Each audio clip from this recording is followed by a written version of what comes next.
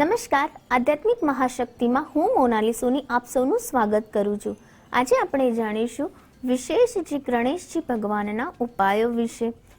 આપણા જીવનના દરેક પ્રકારના શુભ અને મંગલ કાર્યોની શરૂઆત કરતા પહેલા આપણે શાસ્ત્રમાં પણ ગણેશજીના પૂજનને વિશેષ મહત્વ આપવામાં આવ્યું છે, કારણ કે વિઘ્નહર્તાની સાથે સાથે ગણેશજીને મંગલ કરતા પણ કહેવામાં આવ્યા છે. એટલે કે ગણેશજીનું વિશેષ પૂજન અર્ચન દરેક કાર્યની અને ખાસ કરીને આપણા જીવનના માંગલિક કાર્યોની શરૂઆત કરતા પહેલા ગણેશજીના પૂજનનું વિશેષ મહત્વ આપવામાં આવ્યું છે. તે માટે આપણે ગણેશજીનો જે મંત્ર છે, વક્રતુંડ મહાકાય સૂર્યકોટિ સમપ્રભા નિર્વિઘ્નમ ગુરુવે દેવ સર્વ કાર્યેષુ સર્વદા, આ મંત્ર જે છે ગણેશજીનો, તે શુભ મંત્રનો આપણે જાપ કર્યા બાદ ગણેશજીને બુંદીના લાડુ અથવા તો કોઈ પણ પ્રકારની મીઠાઈનો ભોગ અર્પણ કરીને આપણે આપણા કાર્યની શરૂઆતની મંગલ પ્રાર્થના કરીએ છીએ, તો શ્રી ગણેશજી આપણા દરેક કાર્યને સુખરૂપ પાર પાડે છે. સાથે સાથે આપણા જીવનના દરેક સુખ અને સમૃદ્ધિમાં વધારો પણ શ્રી ગણેશજી કરે છે. આગળ જ્યારે વાત કરીએ તો ગણેશજીને જે વિશેષ ઉપાસનાની આપણે વાત કરીએ તો ગણેશજીને દુર્વા ખૂબ જ પસંદ હોય છે. માટે કેટલાક તમારા જીવનના કાર્યો માટે ગણેશજીની વિશેષ પ્રકારે જો તમે પૂજા અર્ચના કરો છો તો ચોક્કસથી તમને ફાયદો થાય છે. સર્વપ્રથમ જો હું વાત કરું તો તમારા જીવનનો જે સૌથી શુભ પ્રસંગ છે, એટલે કે વિવાહના પ્રસંગમાં કોઈ અડચણો આવી રહી છે અથવા તો તમારા લગ્નમાં રૂકાવટો આવે છે, લગ્ન નથી થઈ રહ્યા, ત્યારે તમારે મંગળવારના દિવસે ગણેશજીને તમારે 21 ગોળની લાડુડી બનાવવાની છે અને આ ગોળની લાડુડી તમારે ગણેશજીને અર્પણ કરવાની છે. સાથે સાથે તમારે દુર્વા પણ ગણેશજીને અર્પણ કરી અને તમારા જીવનમાં આવતી અડચણો દૂર થાય તેવી પ્રાર્થના તમે જો 21 મંગળવાર સુધી કરો છો તો વિવાહ સંબંધિત જે બી તકલીફો છે તે દૂર થાય છે અને તમારા જીવનમાં ખૂબ જ સારી મંગલમય શરૂઆત શ્રી ગણેશજીના આશીર્વાદથી તમને પ્રાપ્ત થાય છે. આગળ જો વાત કરીએ તો વ્યક્તિના જીવનમાં વારંવાર વિઘ્નો આવે છે.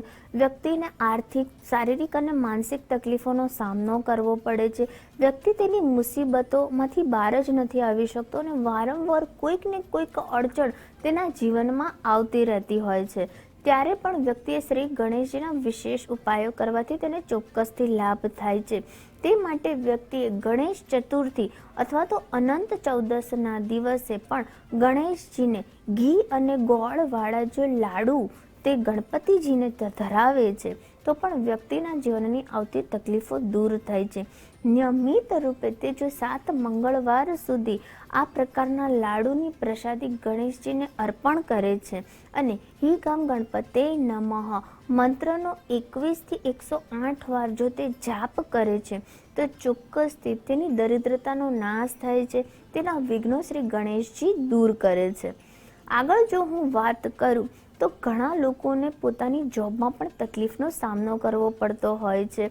જોબમાં પ્રમોશન નથી મળતું, ત્યારે વ્યક્તિએ પોતાના ઘરમાં પીળા કલરના ગણેશજીની સ્થાપના કરવી જોઈએ. સાથે સાથે શ્રી ગણેશાય નમઃ અથવા તો હિ ગણપતે નમઃ મંત્રનો પણ જાપ કરી શકે છે. નિયમિત રૂપે જો તે ગણેશજીની પૂજા અર્ચના કરે છે તો વ્યક્તિને નોકરી સંબંધિત જે પણ તકલીફો છે તે દૂર થાય છે.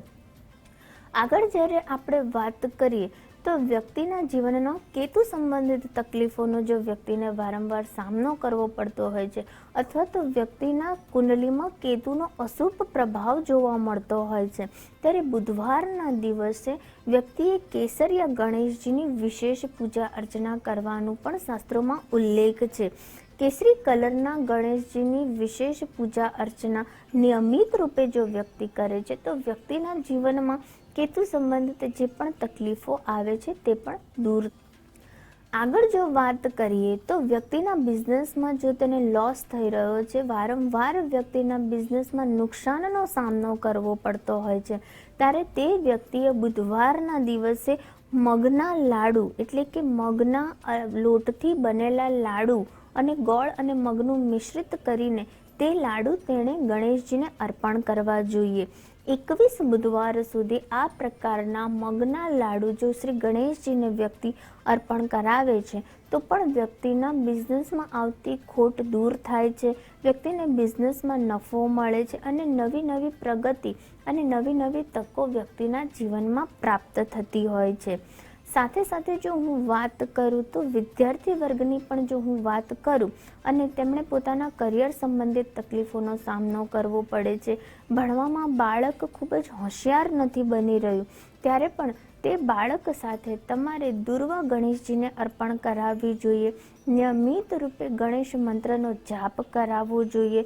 તો પણ વ્યક્તિના જે પણ ભણવામાં તકલીફ પડે છે, જે પણ તેના કરિયર સંબંધિત તકલીફોનો સામનો કરવો પડે છે તે બાળકના જીવનમાંથી દૂર થાય છે અને બાળક ખૂબ જ ભણવા ગણવામાં હોશિયાર થાય છે. શાસ્ત્રોમાં ઉલ્લેખ છે કે સર્વપ્રથમ પૂજો ગણેશજીને, એટલે કે દરેક કાર્યની શરૂઆત કરતા પહેલા નિયમિત રૂપે તમે 11 કે 21 વાર શ્રી ગણેશાય નમઃ અથવા તો ગણેશ મંત્રનો જાપ કરો છો, ગણેશજીનું સ્મરણ કરીને દરેક કાર્યની શરૂઆત કરો છો, તો ચોક્કસપણે એ તમારું જે કાર્ય છે તે સફળ અને નિર્વિઘ્ન પૂરું પાર પડે છે. આગળ જ્યારે આપણે વાત કરીએ ત્યારે જ્યારે શ્રી ગણેશજીના જે દાંત છે તે તૂટી ગયો હતો, એટલા માટે તેમને એક દંતાઈ પણ કહેવામાં આવ્યો છે અને તે જે મંત્ર છે એક દંતાઈ વિમહે વક્રતુંડાય ધીમહિ તન્નો દંતી પ્રચોદયાત. ગણેશજીનો આ મંત્ર, ગણેશજી તમારી બુદ્ધિ, તમારા જીવનની સફળતા તમને અર્પણ કરે છે, માટે તમારે આ મંત્રનો જાપ નિયમિત રૂપે 21 વાર કરવાથી પણ વ્યક્તિના જીવનમાં સફળતા પ્રાપ્ત થાય છે, વ્યક્તિના જીવનની જે સુખ છે તેમાં વધારો થાય છે. નિયમિત રૂપે વ્યક્તિ જો ગણેશજીની પૂજા અર્ચના કરીને દરેક કાર્યની શરૂઆત કરે છે તો પણ વ્યક્તિને વિશેષ સફળતા પ્રાપ્ત થતી હોય છે. સાથે સાથે ગણેશજીનું પૂજન કરી ગણેશજીને મોદકના લાડુ અર્પણ કરો અને તે લાડુ સર્વ બધા ઘરમાં પણ પ્રસાદી લે છે તો ઘરમાં પણ હંમેશા તમને પ્રેમ ભાવ જોવા મળે છે, તમારા ઘરમાં થતા કલેશ દૂર થાય છે, દરિદ્રતાનો નાશ થાય છે. આગળ જ્યારે વાત કરીએ તો ચંદ્રદેવે ગણેશજીનું અપમાન કરેલું હતું અને તેમના માથાનું અને તેમના શરીરનું અપમાન કરી તેમના પર હાસ્ય કર્યું હતું, ત્યારે ગણેશજીએ ચંદ્રદેવને શ્રાપ આપ્યો હતો અને ચંદ્રદેવ છુપાઈ ગયા હતા. ત્યારથી જ એવું કહેવાય છે કે ચંદ્રની આ કળાઓ 15 દિવસ વધે અને 15 દિવસ ઘટતી હોય છે, કારણ કે ચંદ્રને તેના રૂપનું અભિમાન થઈ ગયેલું હતું. તે અભિમાન ઉતારવા માટે ગણેશજીએ ચંદ્રને શ્રાપ આપેલો હતો.